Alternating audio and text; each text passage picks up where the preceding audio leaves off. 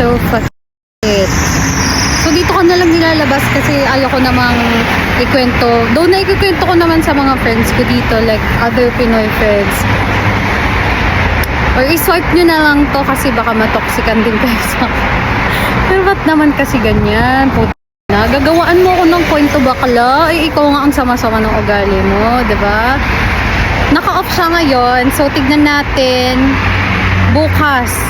Ayokong mag-iskandalo pero kung kailangan mag-away, hindi naman mag-aaway, iaano ko lang siya i-confront. Ang tanda-tanda mo na, bakla tas ganyan yung ugali mo. Imagine 42 years old tapos pinapairal mo yung katoksikan mo. Filipino mentality talaga. Bakit kaya ganun? Pag may bagong salta sa work, feeling mo ikaw na yung boss, ganun. Hindi nawawala, no? Crab mentality.